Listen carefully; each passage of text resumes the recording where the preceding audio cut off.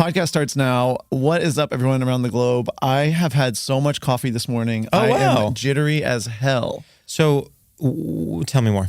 Well, it was actually very complex. I, of course, went to my gym, the greatest place on earth, but we did have our first fight in the sense that the gym's pool was closed and I wanted to swim. So instead, I had to do some sort of, sorry to gender it, old lady exercises because I'm trying to be gentle to my because back. you threw out your back. Yeah. Wow, the old lady... The old lady vibe is really... So you threw out your back. You're having a fight with a customer service representative about the pool being closed. Yeah. Even going to the pool. Well, going to the pool could go either way. Can I explain something really humiliating? When this gym, you have to walk through like a little shop basically to get from the locker room to the pool.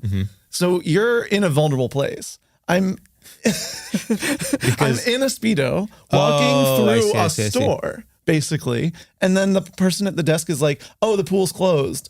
And then I have to like be like, oh, whoops. How humiliating is that?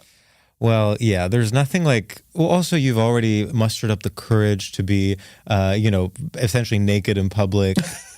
And the pool being closed means that you're basically not just like a sexual predator. Like you're literally just like wearing like little tighty whities in public while there's children around. I walked back through the locker room. Everyone's like, didn't you just leave? Yeah. Like you made a whole show of leaving and now you're back. Made a whole show of So that was really tough. Then I did my little workouts. Then I went and got a coffee. But then I was like, I got a to-go coffee. And then I was like, well, actually, I want to stay. But then I was like, so then I had to get a second really coffee. difficult. It's really challenging. And then I was getting the coffee to stay. So I've had 2 coffees. And then he was like, well, do you want a coffee to go? And I was like, well, if you're offering, what am I going to do? Say no to the 3rd coffee? I had a coffee. This is groundbreaking stuff. I had a coffee related experience as well this morning, which is that I got an iced coffee, but then they accidentally gave me a hot one. Of course, I immediately, like being such a sub, I'm like, it's okay. Maybe I secretly wanted hot anyway. They're like, no, we're giving you an ice. And then I was walking home and I was genuinely so thrilled that I got a free coffee that I can put in the fridge and have tomorrow. And I'm like, when will I be old enough, or like how much money will I have to make to not be excited that much by something like that? It is humiliating how much I was like, oh, good. Like maybe now I can spend that money on something else. Like I think it never ends. Never. Yes. I think it never ends. I agree. Okay. And actually, let's welcome in our guest. We were hoping you would jump in, despite the fact that we told you not to, of course. Well, we love when a guest is comfortable with us to the point where they feel like jumping in. Yes. And we actually have to say this guest for the first time in podcast history brought a bottle of wine for us. I'm actually even regretting like not opening it. I actually can't. But that's amazing. I mean, I've never had anything like that in my life. I'm feeling so taken care of. So please welcome to the podcast, Todd Glass. Todd Glass. Hello. Wow. Good to be here. We've never met, right? I know, we've never met. Never met. I'm actually sitting on a humiliating bomb that I have not told either of you. Are we ready? Yes. Okay. We've never met, but one time in 2013, I was 23, 2012, 2013.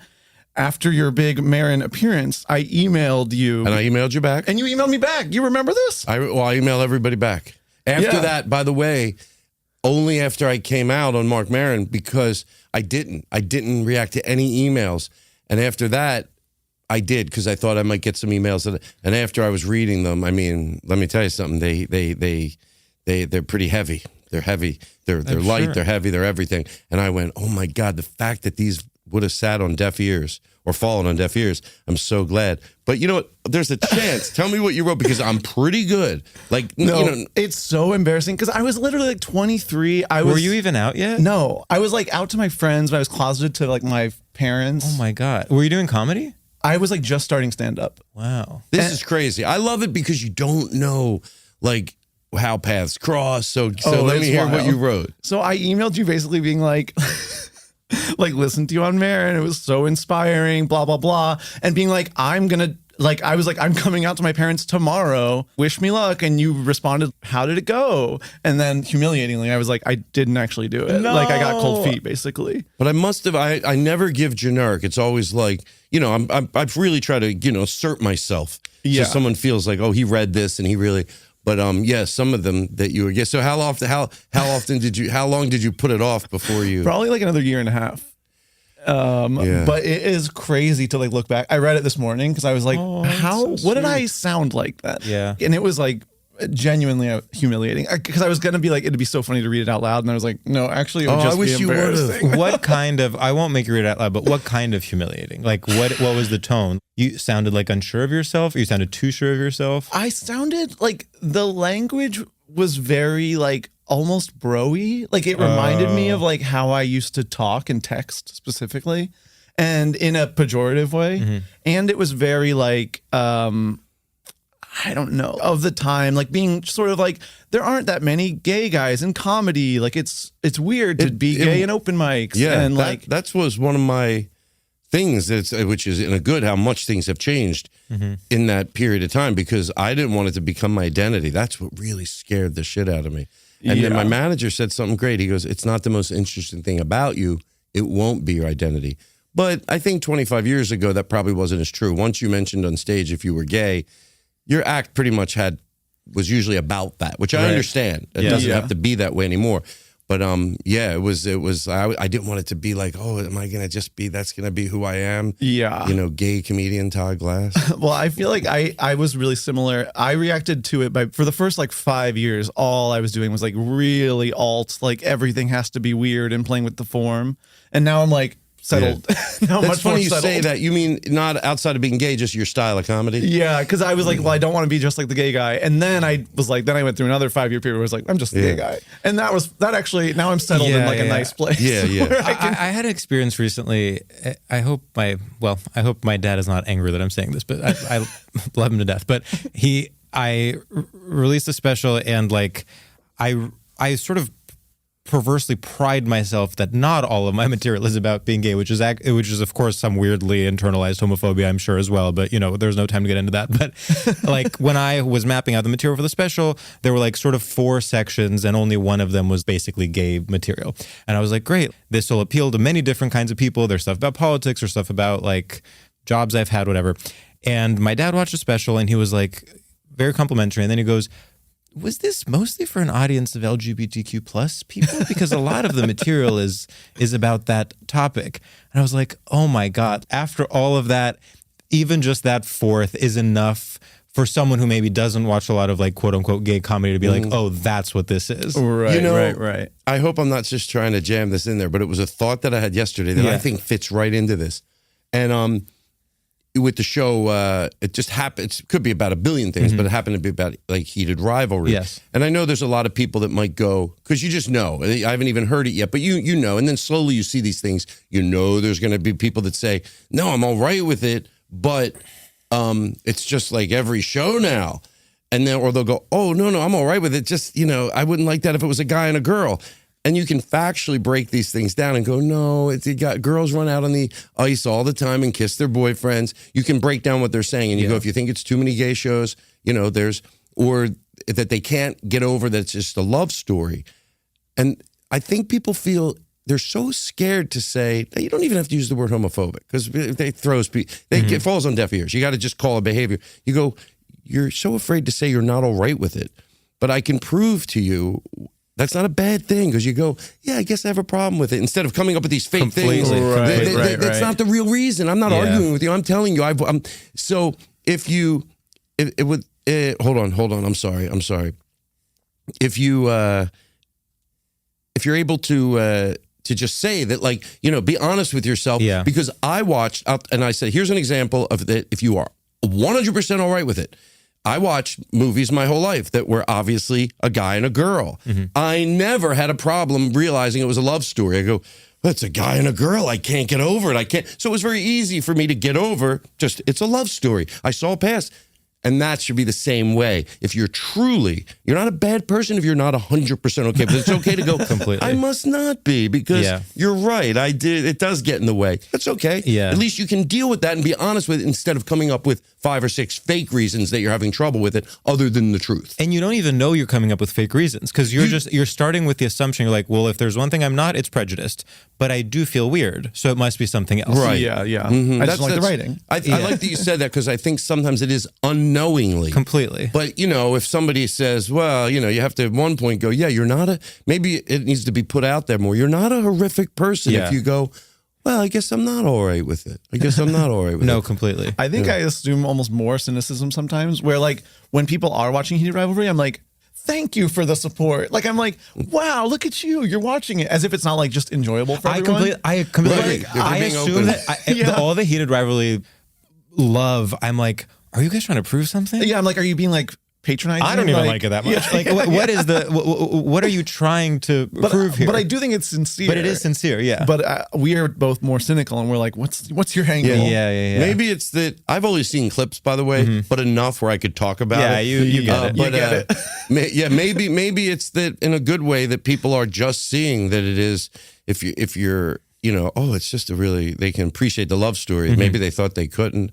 I don't know, but anyway. But I thought that with your dad going. Yeah, definitely. If you saw another comedian with the same number, 30% of the act being about it, he's probably seen hundreds of comedians. Totally. So, you want to go, Dad, you're not, it's okay. Yeah. You have to almost work backwards, I felt, with that. You have to go, listen, you're not a bad, because sometimes people feel, it's like Patton Oswalt had a joke and I loved it. I'll probably bastardize it, but he goes, if somebody goes, you know why two guys kissing, I don't like it too, because it grosses me out. Yeah. He would go, thank you. You brought the truth to the table, as maybe some people go horrifying that is. Now we can have a conversation. Totally. But when you make up reasons, the religion or this or that, or we can't have a conversation because you're not bringing the truth to the table. So I think that's what people do. They unknowingly make up reasons. Which is, of course, sort of opens up another can of worms about sometimes the truth is way uglier. I mean, it's like to say that grosses me out is more hurtful than being like, well, I was raised, I believe Jesus' teachings, whatever. And then you're forced to have a more difficult conversation, but then by having that difficult conversation, you're not putting it off 5 generations. Right, like you're actually dealing with it in the moment. Exactly. Anyway, yes. Well, thanks for responding to my email. You're welcome. I want to hear the email. I know. How about will you send it to me privately? Yeah, I'll forward. Okay. It's like the thing, I used to do this thing where I would say ugh all the time. Like UGH. Yeah, like it was kind of like millennial speak, pejorative, like ugh, I don't know what I'm doing, like that type of thing. Yeah, definitely. And I was like, ugh, it's a bit probably uncomfortable in your skin. It's cute. Well, it's also, it undercuts anything you're saying. It's like... Yeah, it's like putting LOL after something. Exactly. Yeah. I met I was in a relationship with somebody that saw me on Kimmel and reached out. Because my book was called The Todd Glass Situation, because that's what I used to call me being gay. Because I would go, they don't know about my situation. Yeah. And my friend Daniel goes, is that what you call it? Yeah. I go, wow. yeah. And he saw me and he goes, I have my own situation. And then I emailed him back and then he said, if you're ever in Denver, I'd like to buy you a beer. And then, about a year later, we'd email back and forth. And then I was going into Denver to then fly to a college. But the puddle jumper from Denver to the college got canceled. And I'm like, I emailed him like 4 a.m. because that's when my alert came in. Yeah. And that was like, hey, most comedians would just get in a car and drive from Denver. Bad with directions. I hate. Yeah. So I said, hey, this would be a good opportunity. And he was there at the airport, picked me up, drove me to the college, and then from then on we were in a relationship for a long time. Sweet. It was, and we're still very, very. We broke up, but we are still very, very close. And really, I said if there was ever a love story written about our everything, it would have started after we broke up. Even though it was a great relationship, but it got even more beautiful after we broke up and the journey we took as friends, accepting that one of us might meet somebody, and are we okay with that? Totally. But anyway. Is he still in Denver? Yes, he is. Wow. That is so interesting. The situation thing reminded me, sorry to keep talking about my dad, which I literally never do on this podcast, but the situation thing reminded me of when I first came out to my parents. My dad went through he started watching a bunch of movies with gay themes to basically educate himself. And he watched the movie Weekend. Have you seen that movie? It's just like a gay sort of romantic drama. It's about 2 guys that meet, but one of them is about to move to a different city, so they know they have a limited time together. So it's 24 hours, but it's very sexually explicit. There's a full on cum shot in it. And so my dad goes, I watched the movie Weekend. I was horrified. I was like, oh my God, I can't, and he goes, it was actually one of the better movies on the topic. But like the topic to me reminds me so much of this situation. Like to him, it's just like the topic. He's made a list of movies he's going to watch on the topic being homosexuality.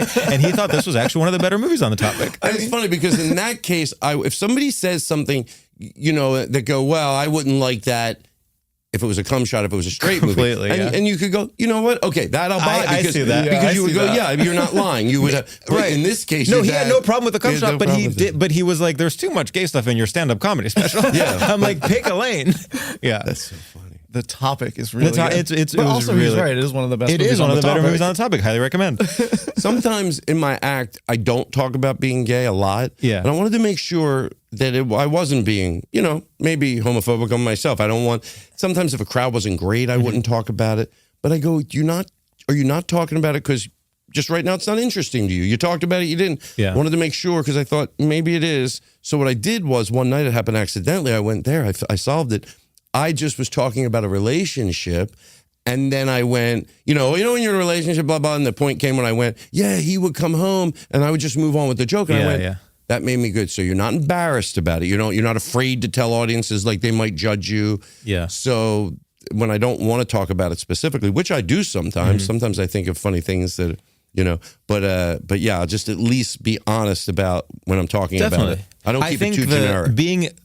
I've always found it's easier to talk about being gay in like a sort of club crowd, mixed crowd, when you're in a relationship because people get that. But whereas when you're single, the idea of talking about like dating or hooking up in the gay world, it is slightly different than the straight world. So you feel like you need to educate people a little bit. Whereas if I'm like, I can be like my mother-in-law, people get what that is. Right. Like I don't need to explain it. Well, I always said, in hindsight, it wasn't an experiment I knew I was doing, but it just sort of proved how much relationships are relationships. Because years, I would just replace guy with girl. Right.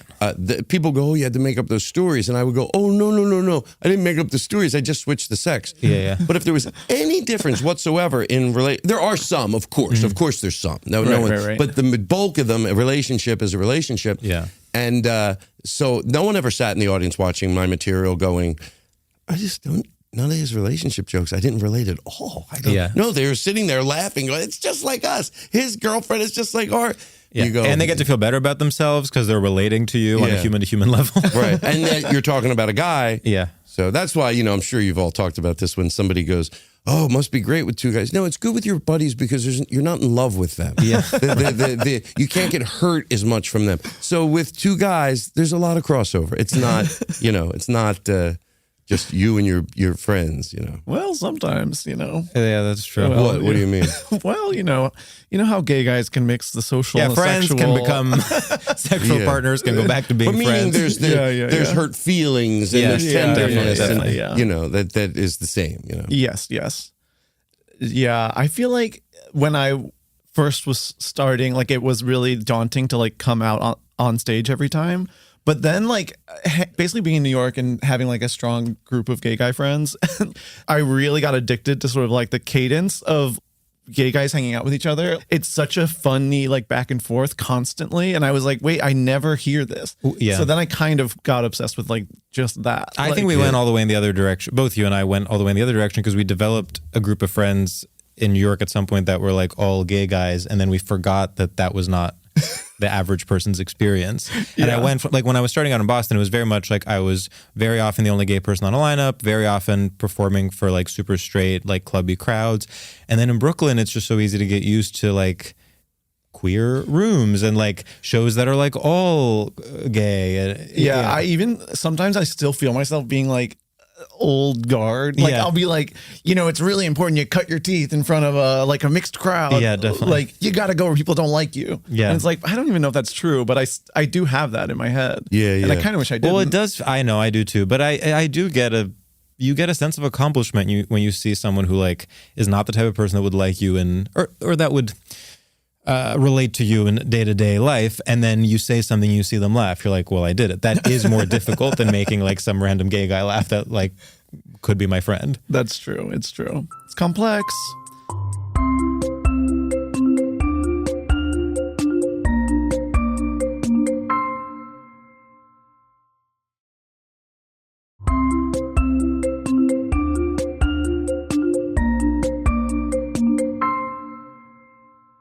Should we do our first segment? Oh, sure.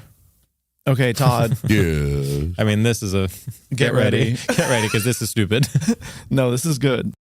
Our first segment is called Straight Shooters. And in this segment, we're going to ask you a series of rapid fire questions. It's basically this thing or this other thing, and you just have to pick one. Okay. The only rule is you can't ask any follow-up questions or we will fucking scream. It's sort of a Rorschach test, and we kind of judge you based on the answers, but there's no rules. Okay, here we go. Let me get a drink. All right. And no passing. No passing. Kick us off, Lord. George. Okay. Live, laugh, love, or zip, zap, zop? Zip, zop, zop.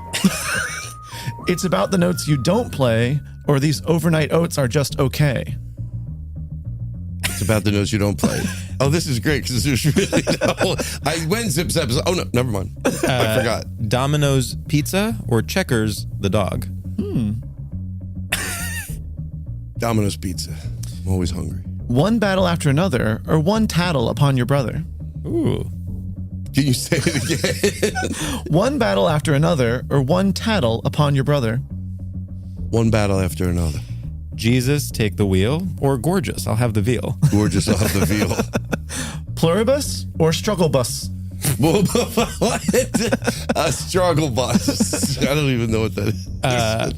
Benching 400 pounds or belching so freaking loud? Oh, benching. I don't want to belch. Setting reasonable expectations or getting teased and bullied on vacation? Setting reasonable expectations. Wow. I don't want to get bullied. No, right. No, especially not on vacation. That's my time. Have fun. So we rate our guests on a scale of 0 to 1,000 doves. Wait a second. I don't see any machine tallying this. Oh, it's there. It's there. Oh, I see it now. We have proprietary technology. Yes. How did I do? I think really well. I think really well. The number one thing is you laughed at all of our rhymes, and the primary reason we do this segment is so people can give us sort of validation. The way that this segment hurts when someone just goes A, B. Oh, yeah, no, we want you to look like you're having fun, and yeah, I the think absurdity of some of it was like just so funny because everyone is always confused. No one knows what we want from them. Everyone is confused, and it's how you react to that really says a lot about you. I got nervous. I thought you were going to be, did you ever hook up at behind a gas station? And I was like, oh, God. Well, did you? No, I never did. So the lady doth protest too much. Yeah. I think that was an amazing performance, and I'd say 999 doves. Wow. I completely agree. Yeah. By the way, speaking of hooking up behind a gas station, tell me if this means that I have somehow like internalized shame or something. Great. One of my biggest pet peeves. Let me stop you there. You do. I do. Yeah. One of my biggest like pet peeves / sort of complaints is like when people in like a podcast setting or in a comedy show setting, when something is like sex themed, when you go on a sex and relationships podcast and you're like, oh, I'm here to promote my work. And then they're like, so how many people have you fucked in the last 6 months? I'm like, I don't even feel shame about sex, but I'm like, that's actually private. Yeah, I think I am quick to share, but I'm also quick to regret it. You don't share a lot on the podcast. That's true. Considering how generally sexually liberated you are, it's not... I think you are relatively private about it. No, that's a good point. I think it's like, well, you got to have some boundaries, folks. That's true. It's interesting to try to figure out, like, do you want to talk about it? Yeah. Because I think deep down, I do enjoy talking to my friend about it, but were you shy to talk about it? It's hard to figure that out. Like, should I get more comfortable or are these, you know what? I heard, maybe this isn't answering the question, but Savage. Dan Savage. He said something once, and I know these are just his theories, but he says a lot of clean theories sometimes. You know, when it says to sharing everything, you know, someone was asking him, and he goes, my parents don't know this, my brother does. He goes, listen, you don't have to share everything with everybody. You just have to share enough that you can be pretty close to your authentic self. Yeah, that's true. So can you not share that, and can you not share that, but you still get to be your authentic self? And I think for a lot of people, when they heard him say that, you went, oh, okay.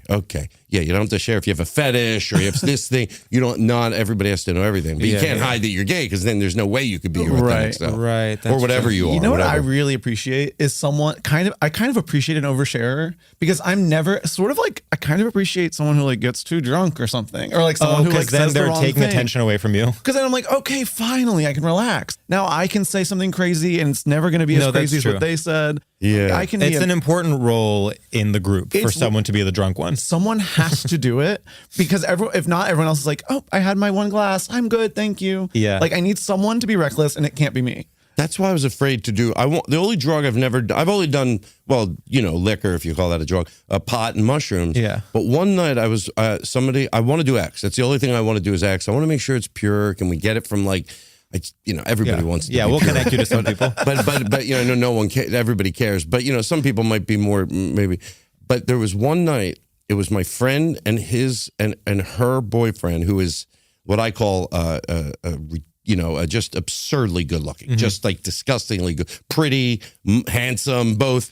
And he's the sweetest person. And I was afraid, this was just like 2 years ago, that if I did Molly, I would start petting him or something. And like sharing too much. I do fear that as well. And I was like, oh, what's going to happen if I do that? So I didn't do it. But I never told them why. No, but this is like... That's such a real... I mean, when I was in high school and everyone was like drinking, I was like, well, I can't drink. And like I did it as like, I'm a good kid. But really, I was like, what if I get drunk and like... And come out. I can't do that. I can't relate. I relate with that. One night I thought I did. Really? I'm like, what the fuck? With my friend Mike, I was like, did I just say so?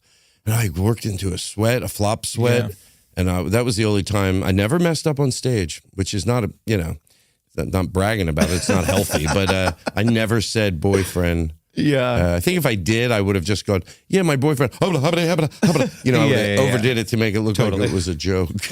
Yeah. Well, the not wanting to pet the hot streak, I think, is really real. It reminds me of like the Maria Bamford, like she was diagnosed with unwanted thoughts syndrome, which is like one of the most amazing names for it. Because I have that, and often I have it when you're at your most comfortable is when a thought, it's like when you're like holding a baby and you're like, I'm going to drop it. Right. Like it's that kind of thing. Like when you're at your most comfortable and even like self-actualized, like you were with friends that you loved and you were like presumably at a concert or party or something, like, but of course you're like, I'm going to get too comfortable and do something that will ruin everything. And it's true, by the way. Yeah, I know. When it's like if you're with a friend, you're like, what if I make out with them? Right. The summer after high school, when I did start drinking, like I was instantly like at a party with like basically like frat people. And like I like a southern fratty guy I'm unfortunately addicted to. And it's not something I'm necessarily proud of, but I was like drunk and like following this man around like a mouse following cartoon cheese. Like I was like, I could not stop being like, yeah, I'll do that. Yeah, what do you want? I was like being so crazy. And afterwards I was like, enough. I can't do this around these people. I know. I think this is on the same lines. I had a theory that a lot of times maybe, there could be no truth to this whatsoever, but that a lot of times there's the best man at a wedding is a gay friend, because when you were in the closet, you were giving 100% to this person.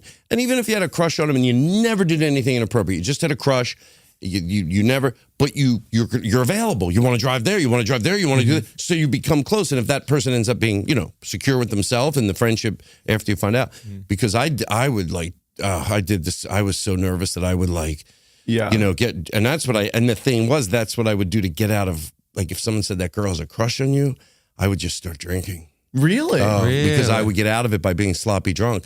Oh, so if anybody, interesting. One time I saw a girl walking down the street in Villanova. I was like 22 years old. I saw her, I go, oh man, I talked about how hot she was, and how hot she was. I could be like, and then my friend, one night we're at this bar, my friend goes, Todd, that girl's here. And I'm like, motherfucker. Oh, Jesus Christ. So I would just get sloppy drunk. Wow, that's so interesting. I do forget about that side of closetedness. I know. Like I fully forgot about like people are like, and that girl's interested in you. Like, oh my God, it's the biggest stressful. I remember when I was in college, I think I came out to my parents like junior year of college or something. But the first couple of summers or Christmases when I'd be back, my mom was obsessed with sitting next to me, putting her arm around me and being like, so what's going on with the ladies? And she like wouldn't let up until I just said something to appease her. I'd be like, it's like fine, blah, blah. But she needed specifics. So finally I had to be like, okay, you got me. I have a girlfriend. Had to. Yeah. And then like next time they would ask about it, I'd be like, oh yeah, that's not happening anymore. Like I wasn't so sociopathic that I like weaved a hole like, and her name is Jessica and like she's coming over for Easter. Yeah. But I just needed her to stop, and it made me feel so bad about myself. Yeah. Yeah. Oh, that's really tough. That's why I think this is helpful. That's why I'm putting it out there. I think that's why when I see people, I think there's a lot of people that say they're okay. Obviously, there's people that are okay with whatever you call gay marriage, gay people. I think a lot just don't complain about it anymore. And I'll tell you why. Completely. Because when the next issue comes down the road, they don't seem to make an intelligent choice. And that's why I say, like, when someone's not drinking anymore, they have to go back to these people, not because they say, well, I haven't drank in 3 years now. Why are we going to go back and apologize to my grandmother? So maybe I'm exaggerating, the carnage you left behind. Yeah. It's not to be mean to you. And I think that's what a lot of people don't do when they say, okay, I'm okay with gay marriage. I'm okay with gay people. I think part of it, you have to go back and realize the things what you did to people, what you left behind, so you don't do it again. And I think there's a ton of people that say they're okay on podcasts, comedians. They say they're okay with gay marriage, but they're not, I bet. When no one's around, they might go, I don't care, but it's still grosses me out a little when I see them kissing. But, I don't care. And they move on. Because the way they're treating this new group, like, completely. If you really realize that you messed up with that group, the next time when an issue came along with non-binary people, you'd go, hold on, I made egregious decisions before that really left a lot of people and caused a lot of pain. So now this is another crossroad. This is like, it's not gay marriage, but so I'm going to sit back. I'm going to listen more so I don't do what I did with that. So that's why I realized a lot of people, I can tell by words they're fighting for. You go, oh, you're not okay. Yeah. You didn't get good with that. You just stopped complaining about it. Does that make sense? Yes, completely. Sense. It also is, it's like putting a Band-Aid on your prejudice rather than working on it. Like, it's like people using different words. It's like sometimes you'll hear someone say something that is fully offensive or misogynist, but use the word sex worker instead of prostitute. But it's like, but the thing you're saying is still offensive. You just like use the right word. Right. Or it's like, it's the equivalent of someone being like, I just don't care for LGBTQ plus people. It's like, well, just because you said that instead of gay or instead of like the F slur doesn't mean, and I think the broader issues that you have to have like empathy for people with different experiences than you. You can't be going from issue to issue and relearning the same lesson every time. Like, right. Yeah. Well, that's exactly. Yeah. Because, I forget. Sometimes you hear these things and I thought it was brilliant. I steal it all the time when I'm talking about people when they go, I don't know what words you use and what words you don't, but I'm going to go ahead and I'll make it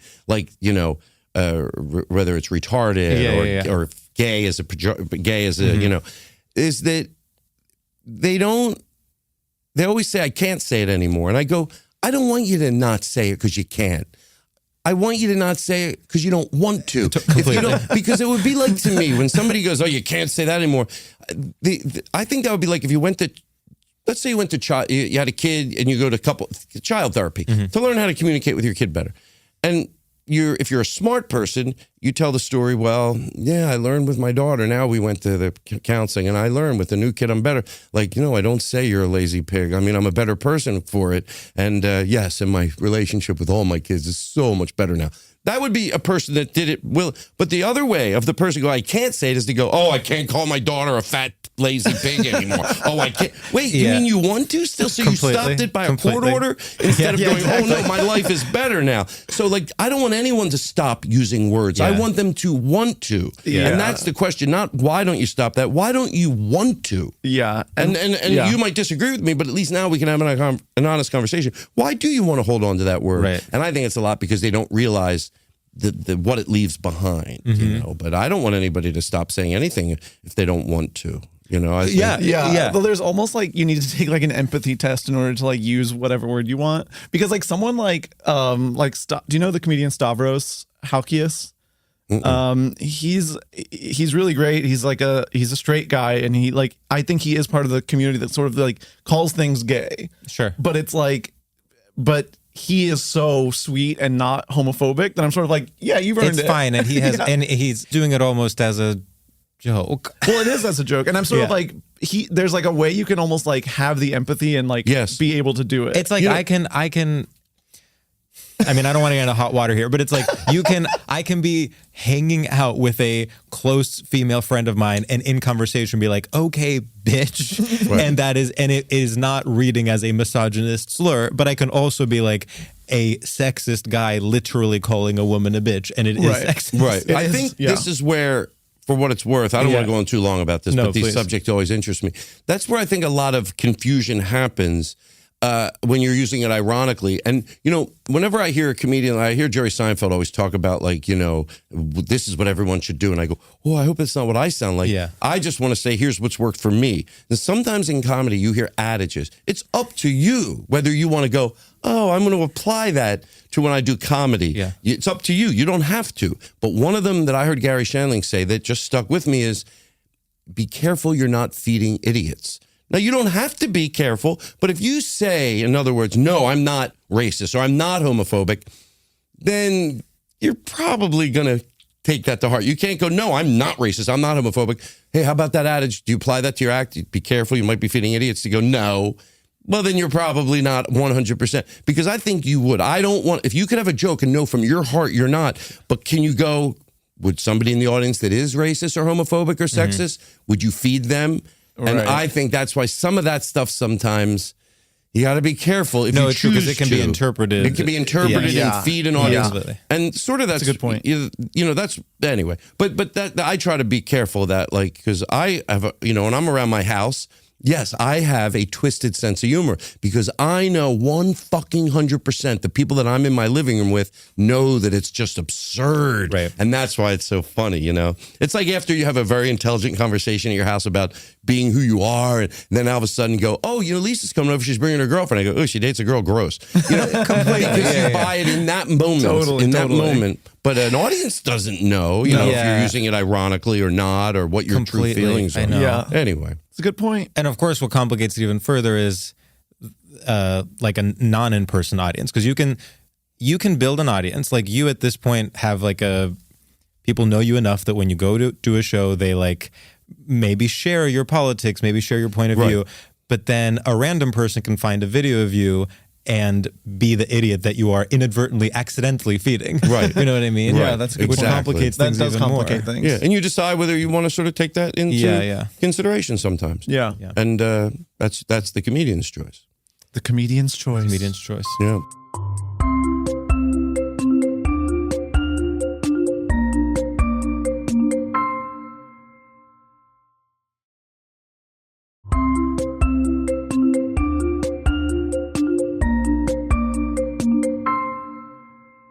Well, should we get into our topic? Yes, I would love that. Okay, Todd, what is your straight topic today, and what is straight about it? Oh, jeez. No, when I saw that in there, I was like, what? Do you mean the one we talked about? Yes. It's so it's a perfect specific. topic. Okay. Yeah, it's perfect. I don't want you to be insecure about it. It's a great topic. Cool. I have a problem. Like people that have houses. Yeah. And they have money, these people. I see it in videos. I see it in where they build a fire pit and they put cement benches all around it. You know what I mean? Like cement benches. Oh, you're talking indoor fire pits. Oh, I was yeah. imagining like a bonfire. Okay, yes, I love this. Same one. Well, it's on like a patio. It's on a patio. Oh, okay, Yes, got yes, it. Yeah, it's an okay. outdoor patio. It's a Yes. gas. Maybe it's a gas fire pit. Maybe it's not. But then I see, this one sucks. No, it's great. Good. Keep going. All right. So whenever I watch it, I go, what? Who's going to cozy up on a cement bench? Cement bench. And also, when you have people over the house, the best thing to do is have a fire pit and then have maybe 5. If you have tons of money, which I don't, but if you do, these people that build these fire pits that are $30,000, you get the high-end Adirondack chairs. You put 4 around it. Then you have 6 behind maybe the garage. So if it builds, you can get a fire pit with 4, and then you can widen it and keep pulling the chairs out and get 7 or 8. But with cement benches, and I always look at it, I go, what the fuck? You just spent $30,000. Who? And a landscaper that went to school. He went to design. This is his thing. And no one went, you're not going to be able to get, what are you going to? So the joke is me and my friend, we always send each other pictures of, I'll go online, a landscaping company, and look at the work they've done. I go, oh, look, we just got a fire pit done. You got to come over. It's so cozy. Last night we sat with a blanket and we cozied up on our cement bench. So that's my sort of. Well, you're literally pointing to a lack of fluidity. Like a home that is we know there will only be 4 people here at any given time. That is the max it can seat. And it's that's because we have our nuclear family, and that's whoever is going to be here. Well, there's also sort of sanitized, you want your house to be Architectural Digest ready so much that you're willing to sacrifice comfort. And like, yeah, you're making people wanting to be perfect to a point where it gets clinical Yeah. is very. The Adirondack chairs are just as nice. Completely. And even, by the way, even if you had 4 comfortable chairs around there and that's it, you never widen it. But at least they are comfortable. You can, you know, but you know, I'm curious. You love to host. Like, this is an interesting thing about you. Is like you love, like, you care so much about ambiance and vibe. And it's maybe one of, like, I think the straight thing, like, there is a difference where, like, straight people are sort of, like, not putting the weight on it that it deserves. You know, I always wonder if that's true or not, because, you know, I like how many stuff is societally, like, there's people that are straight, 100% straight. I know I'm 100% gay. Yeah. I'm not on this, you know, but I believe people are on the spectrum. Sure. On that spectrum, I'm not. So I believe but, you know, they can be in the closet over other things. That's what's good point. The good part about, I think, I asked a friend of mine that's having trouble. I'll get to with you know, everything. I call it not a sexual revolution, but people identifying different. She's having such a hard time with it. And I said, can I ask you a question? Isn't there anything? Can't you join in? Mm-hmm. Even if it's not your sexuality, even if you're straight and you are straight from your heart, you're not lying. Isn't there anything? Because for me, there is, you know, outside of being gay, like other things that I was personal about, or I used to hide my love of ambiance on stage. I never talked about it because I thought it would make me look gay. Of course. Yeah, and meanwhile, probably kissing guys made me look gay.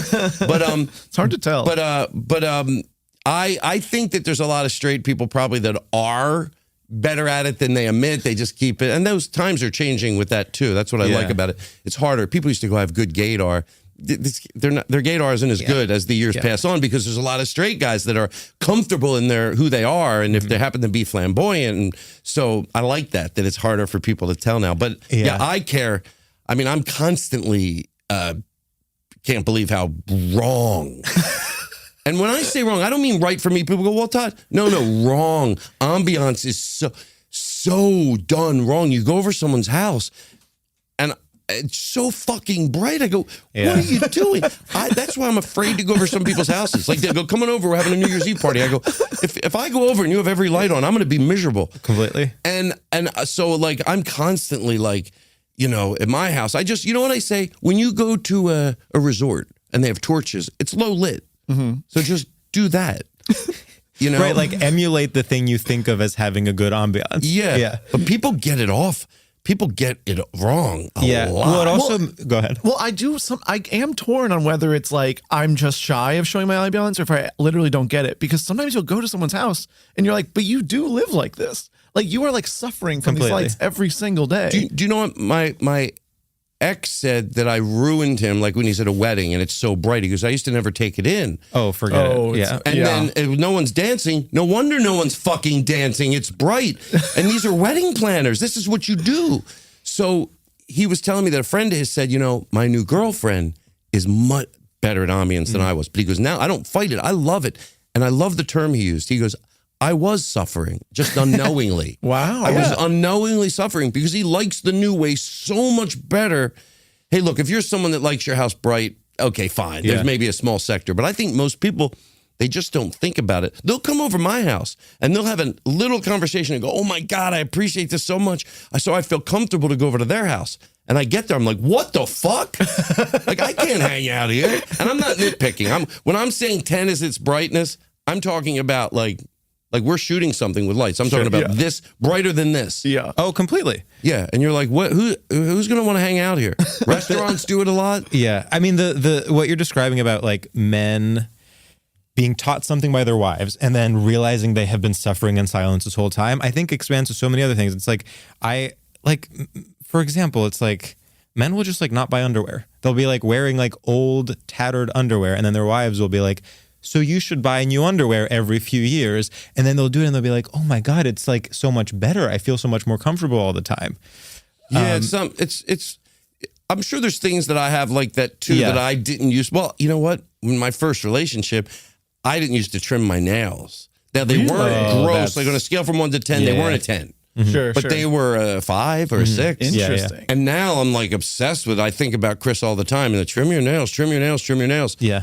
And I remember we used to go, talk about how like this shit has changed time with me. And I used to want to get a pedicure because it did feel good afterwards. But we were mortified. I mean, I was like 20 something. So we would make up this bullshit story that we were going to a wedding. And our girlfriend, it was in San Diego, and our girlfriend said, if we don't get pedicures, they're not going on the beach with us. Now that's classic. That's amazing. And we would go out of our way to tell that story, and we couldn't go to the same place to get a pedicure. Oh, my God. Because then they're going to, how many weddings do you have? Now, it's like so funny. Like, of course, I don't care anymore, and I go and I get one. That's amazing. You know? But little things like that, life's, Wow.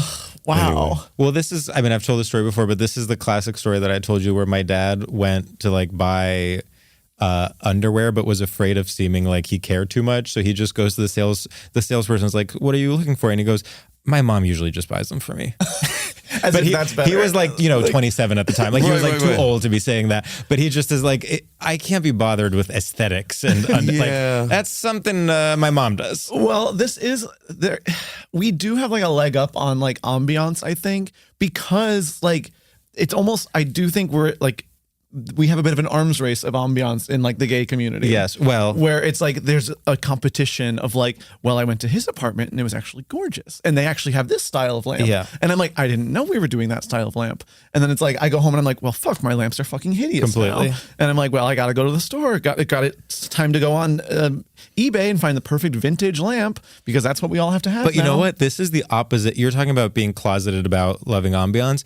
I think in the current era of like, or I guess if you live in a community where everyone is out, everyone is comfortable, you don't have any issues with your masculinity or with your homosexuality or whatever, almost the opposite happens where you feel like because you're a gay man, you should know about Ambiance, but you sometimes don't have an inherent talent for it. This is sad. You like go so you're like, okay, well, it has to look fabulous, but I'm not gonna, and I'm gonna just trust my gut. And then suddenly you have like a purple tinted lamp, like tutus on the chair, like you think that more is more, and you're like, it's like the opposite of being ashamed of your instincts and not trusting them. You trust them too much. Yeah, you're not self-critical enough. Yes, exactly. You lose the self-criticism. And you're like, being gay is enough. Like anything I choose will inherently be tasteful because I'm gay. You Midas touch. Yeah, you're like, exactly. anything I touch turns to Ambiance. I think I'm always trying to what you're talking about. Like, is it, is it women do this or men are like that? How much of it's societal? Yeah. And some of it, I don't believe women are. I believe women can be biologically less maybe horny than guys. This is my theory. I could be totally wrong. I'm wide open to go, I used to think that.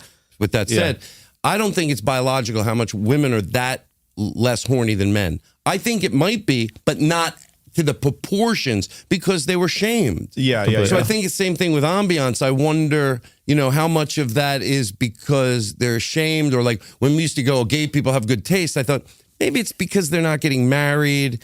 They're staying in the closet. They can still go to the gym. They didn't have kids. It's an outlet two for incomes to make the house nicer. So I think that changes as gay people have kids more, and now they don't have time to go to the gym, and maybe their house isn't as perfect because that's a good point. Because they're joining a lot of those things that get in the way of that. So it's not as. That's a really good point. That's a very good point. It's also if you're facing more prejudice, if you're closeted, you suppress so much that it comes out in other, like all your creative energy that maybe would have been put into having better relationships or whatever, it comes out in just couches, sofas, armchairs, fabric. Yeah. And now it's like, okay, you have like designer twins, you work at the big company, your taste is just as bad as your straight neighbors. Because my friend goes, I told him I go, straight culture, like, because I saw the thing. He goes, cargo shorts? I go, a perfect example. There's a lot of gay guys wearing cargo shorts. That's true. Depends where you live. That's the thing. Yeah. It depends where you live. That's so funny. Cargo shorts are back. I know they're back. I saw a pair the other day. I go, I can't. They're back, but not for me. I got some last summer, and they're coming out again this summer. Well, they are. The thing with all those things, they are so comfortable. And if you just convince yourself that you don't mind looking like you're wearing cargo shorts, then. I saw a pair of cargo sweatpants the other day. Yeah, that look so comfortable. Yeah. I go, I don't know if I could get those. I know. But so the fire pit as a symbol, generally, I also do think has some like straightness to it. Like camping as a thing, even if it's like in your backyard, you're like taking camping and like putting it in a cage. And then like there's like, because to be around a fire pit, it implies like camp songs and even like whiskey. Yeah. Like stuff that's like has all these things of, I guess it's just like regimentedness that feels very straight to me. Well, it also gives the man of the house something to do. That's it. He's like, that's it. He's building a fire. That is like the most validating in terms of someone's masculinity thing they can do. Yeah, it's like, yeah, you make food every day and like it's support like the family, but barbecuing. like, look, he built the fire. Exactly. Yeah. Yeah. You know, I remember once in school, I was like in and out of special schools. This has to do with like being embarrassed of. And I liked landscaping a lot. Even when I was in second grade, I couldn't see landscapers. I was like, wow, I just wanted to be a landscaper so bad. My mom told my teacher in special school that I went to, Wordsworth Academy, that I like plants. So I remember the teacher going to me, she goes, Todd, because she was trying to build my confidence. My mom said, well, he's good at plants. Asked me questions about that. She goes, Todd, your mom said you knew a lot about plants, because then she was going to ask me a question. I go, what? Yeah. She goes, your mom said, I was in like sixth grade, you know a lot of plants. I go, shrubs. Because I thought that was not as gay. Not as gay. That was not as gay. So I was like, shrubs. I think you mean shrubs. Yeah, I think you mean shrubs.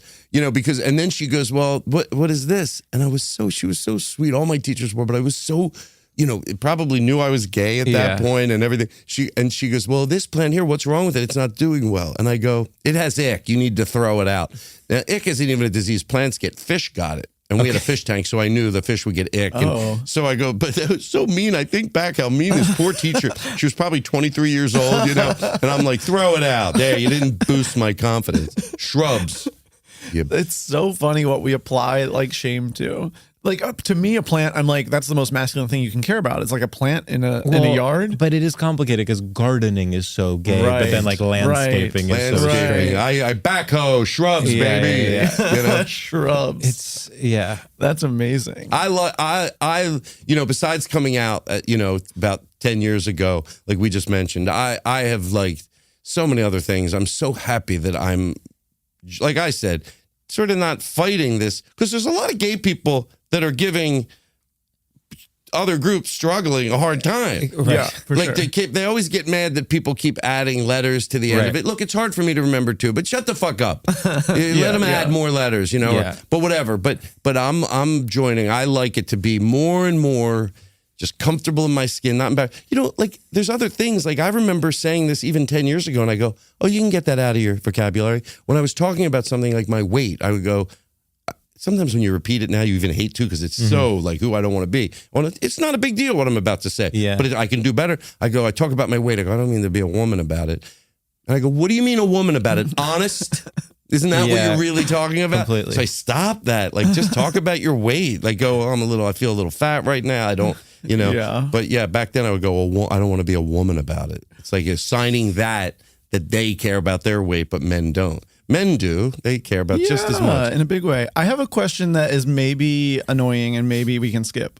I came out of the closet. You sort of do this thing in that era. I don't think people do it anymore, where you're like, oh, well, it's not going to be like my whole personality. That's what I remember like telling my friends, which is like problematic in many ways. But I was like, don't worry, I'm still me. I'm not going to make it my whole personality. Right. And the joke I make now is obviously that's a lie. It's fully my whole personality. It's who I hang out with. It's the music I listen to, the books I read, the movies I watch. It's my whole personality. I was lying to them. And have you found, since publicly coming out, have your interests changed at all? Are you like, actually this thing that I thought I wouldn't like, I do like? Did that change your interests in any way? I think just being opened. And sometimes I'll ask myself that. I'll go, like, even with my voice. Like, I swear, this seems so weird, but one night my friend goes, I talk, like, I think this is how I talk. Like, is it so, what do you call it, when it's repressed and you don't realize it's like a learned behavior. Yeah, like I'm sure there's got to be some of that. Like, I have no desire, I don't, unless it's repressed, to what I wear. You know, like but I imagine, I get when somebody wants to wear a dress or something like that. I understand that. But like, I wonder, you know, it might be my thing, but I wonder if how much of it's repressed. But no, I think a lot of it is just I became more comfortable to talk about it. And there's probably other things I can't think of right now, but a lot of things like that I thought that I would just, you know, keep to myself and stuff. Or like, I remember driving to my friend's house, and when I was in a relationship, I would drive, but I let my ex drive. But then when we were a block away, I would switch and get in the car. It's like sometimes I think back about that, and it's like it's sad really and it's cute and it's depressing. Like what we did one time. So funny. One time we had a fire in something happened in our neighborhood, and the fire department had to knock on the door. I wish I was making this up. I'm not exaggerating it. So we slept in one room, and in the other room, the bed stayed made. The fire department was coming in the house for some reason to get through the backyard. They needed to get through our house. You know, of course, you let them do whatever they want. And we went in and messed up the other bed. The house on in case fire. the fire department is like, wait a minute. Oh, there's a full fire happening. They're like, wait a minute. I think this guy's... Are these Hold two guys? on. Are these two guys gay? Why is this one unmade and this one's made? Yeah. And we get the absurdity of it. That's amazing. We get the absurdity of it. That's when people go, no one cares. This is not about that. This is our deep... denial of wanting anybody to know. But sometimes when I tell that story, I go, Todd, did you make that up? No, I know I didn't. Because we messed the bed up. That's amazing. We were joking on a recent ep that being closeted is like having military training. Like you're like thinking four steps ahead. I think you're absolutely right. You learn to be like very unassuming, stay out of the way. And I think sometimes for maybe bad like that. Well, it also hardens you because you're treating yourself so poorly that you actually implicitly give yourself permission to treat others poorly. Like you have this hardened shell, and you think of vulnerability as bad. Yeah. Yes. Wow. Yeah. That is wild. I remember one other quick thing. It's just so pathetic. I think that's why, like a lot of people, they become causes. And I'm sure it happens with me with other people's. Yeah. I just, think it's a cause. No, there's people like these stories. Completely, yes. You get here. I think it's good to hear these stories. And I think I share them for a reason. So people go, oh, I knew that people were in the closet, what it meant, but I didn't know what it meant. Right. I'm not the only one. The other thing was I have a duplex, and above it, my friend Andrea lived with her friend Nikki. And she rented it, and we were really close friends. And when I was having friends in from out of town, I would go, Andrea, please come downstairs just for 10 minutes. And I would offer her some big thing that she needed. I'll do it. And she would just come down for 10 minutes. Just because when my friends came in the door, there were girls there. And like that was so pathetic. Just for 10 minutes. 10 minutes, please. And then my friends would come in, hey, how you doing? Everything. And then they would go upstairs, and there were there's girls around. This place is a pussy palace. Oh my God.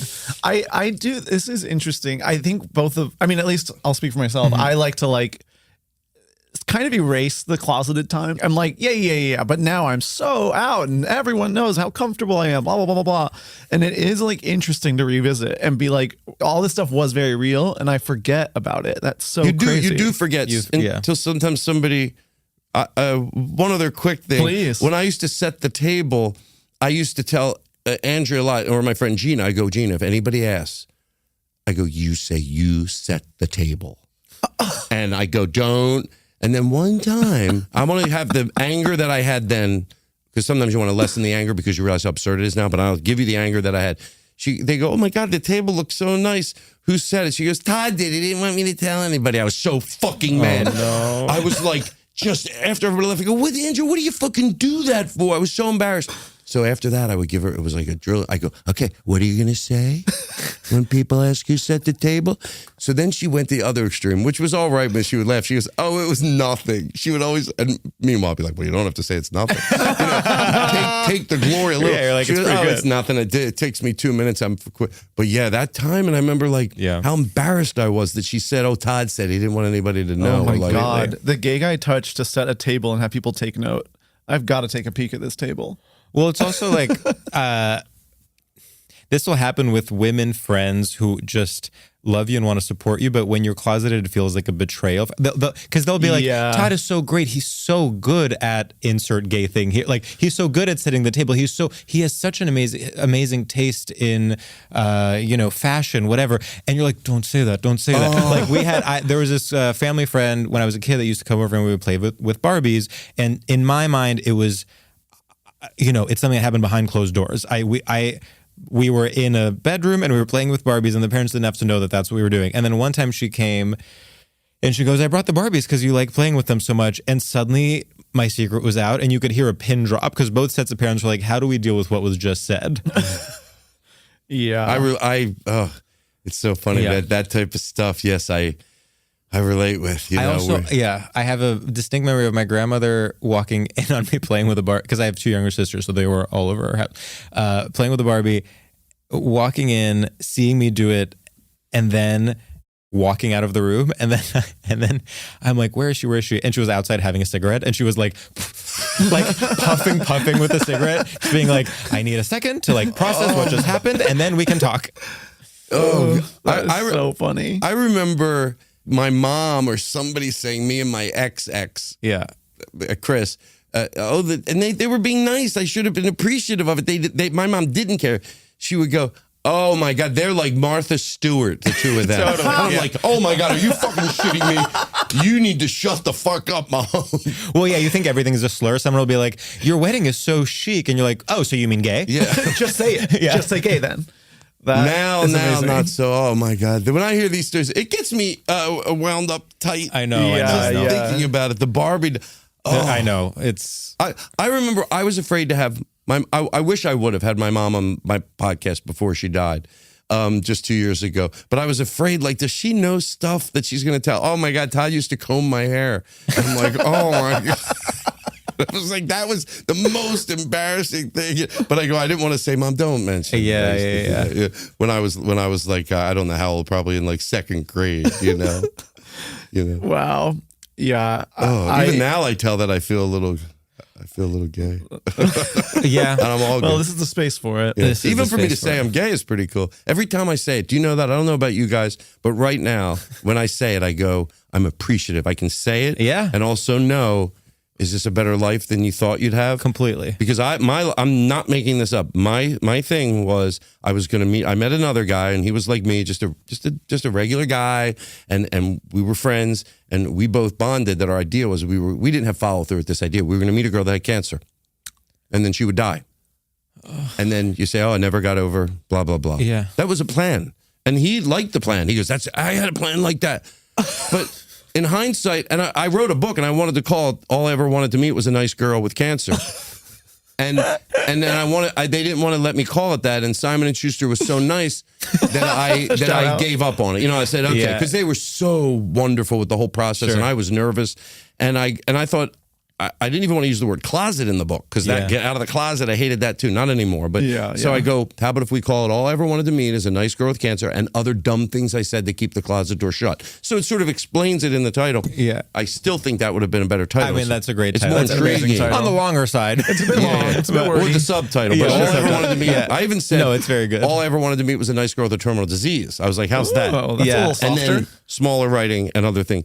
But well, anyway, you can't say cancer anymore. Folks, hello. You can't say cancer. I do remember. This is like, I don't know. I'm like already, but I just remember being in high school and being like journaling and being like, okay, so you're gay, but you obviously that's not going to happen. So you can do this. You're very smart. Exactly. You're good at working. Like you can have one family. Like that'll be fun. And then like you'll do trips and like you'll be weird on the trips. Right. The 3-dimensional chess you play with yourself. You're like, okay, so the one thing I obviously can't do is live authentically. So we can start from there. Like, so now how do we? So that's sort of the foundation upon which my life is built. It is a lie. And then outside of that, let's see, I could make a lot of money. And so then I could afford. Well, it's literally like, okay, so I have to, like, you're in high school and you're like, I need to get into a good college so that I can make enough money to support both my family, that's a fraud, and then pay for big vacations just for me.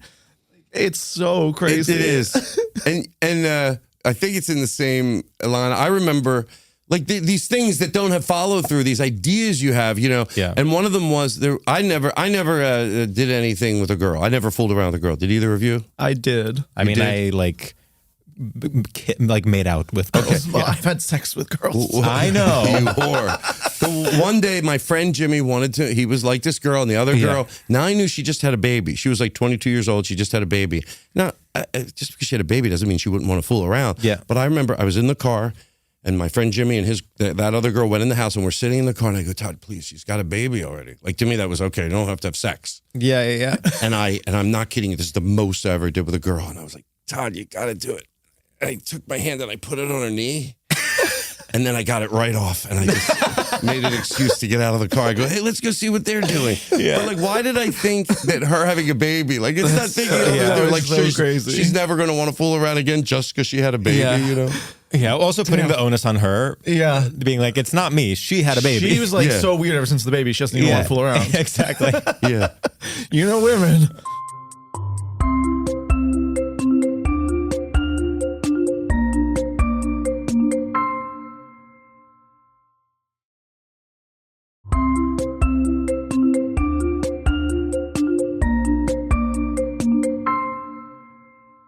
Shall we do our final segment? I think we should. Okay. Do you want? Oh, our final segment is called Shoutouts. It's an homage to the straight tradition of the radio shoutout. So you're on Z100, you're shouting out something you love. You're saying, I want to give a shout out to Shrubs. And we think of them on the spot. That's why we're both stalling right now. We think of them on the spot. We'll go, and then you can go. Okay. All right, so let's see. Can I ask you one more question? Yes, please. If I have something I want to plug. No, we'll do that at the end. We'll do that at the end. Beautiful, yes. beautiful. No, don't worry. We will. I have one. Okay. What's up, freaks, losers, and perverts around the globe? I want to give a shout out to chili, the food. I think chili is often maligned, used as a punchline, and I think it no longer should be. I think this is a good food. It's spicy. It's easy to make. Not that I touch the stuff, but it's easy for me to make, folks. I don't know how to cook. Sam doesn't cook. But it's quick. It's delicious. Protein heavy, I'll say. And people, I think it's like seen as like a classless food. You don't see gay guys throwing chili cook-off nights. And they do have one at the Eagle. I do think we need to embrace chili as a community, and I think we need to support chili, and I think maybe it needs a rebrand, and I want to be the president of that rebrand. Shout out to chili. Wow. Woo! I will do you one better. I want to give a shout out to baked beans. Whoa! I am in a baked beans era. I've never quite, it's like sugar. It's like a dessert. Oh, it's delicious. It is so good. Literally right out of the can.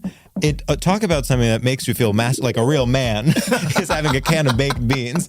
I made one the other day and just literally ate the entire thing by myself in my amazing LA sublet. So shout out to baked beans, shout out to chili. You're going to be farting, but you're going to enjoy yourself. Woo! All right. Todd, whenever you're ready. Oh, I want to give a shout out to Bazooka bubblegum. Oh, nice.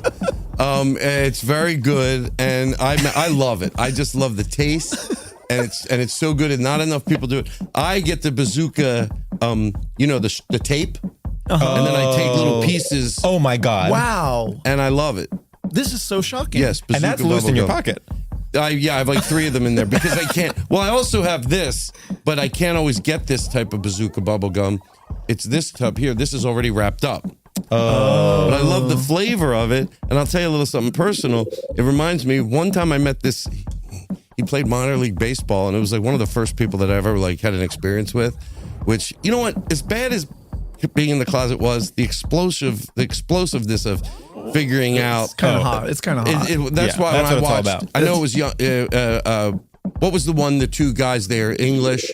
Heartstoppers. Oh, yes, yeah. Yeah, that movie, that series really, the fingers touching. I know when straight people care about a guy cares about a girl and their fingers touch, they get the same thing. It's not the same. It's different. This is different because but he played baseball, and he would always chew Bazooka gum, even when we were kissing. Whoa! And it tasted so good.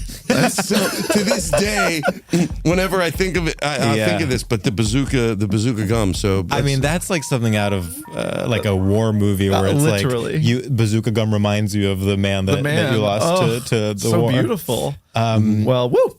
I thought you meant like a band that I like or something, but No, it can be anything. We're really, Honey, we're loose. I'll give a shout out to Andy Frasco and Couch. Perfect. And Todd, where can people find you? What are you promoting? Tell us everything. Okay, I'm gonna swallow my gum. Do you swallow gum? Can I tell you something? My husband does that, and he's literally like he says it's completely normal. One time I was looking for a trash can, and he's like, just swallow it. I was like, well, he's like, yeah, I always just swallow gum. Okay, I can't say it's good. I'm sure there's a reason not to do it. So I don't want to. But yes, I've been swallowing gum my whole life, and I never shit a bubble that I know of. But yeah, I don't know why. I just swallow it because I think it's the same as crunching a piece of candy and swallowing it. Sure. I don't think it's that different. I don't know. I'm sure a doctor would know the answer. Well, I just like the idea that you just put it in your mouth, Chewed it for like truly 2 seconds and then swallowed. It was like, because for me, it was like taking a quick, like take a French fry. Yeah. You know? But anyway, I love that your husband. I've never met anybody my whole life. I'm not kidding you. That I'm not kidding. Yeah. That said, oh, I swallow my gum too. Yes. People can't believe that I swallow my gum. So, no, the two things that drive me. A, he sounds swallows like a double entendre. It does. It does. Can you swallow your never, gum? yeah. Oh yeah. Well, and you used to not be open about swallowing your gum, but then in Now 2013, you won't shut up about it. yeah, now it's your whole personality. Oh, the gum swallower is here. Here he comes. Hide your gum. Plug. Yes.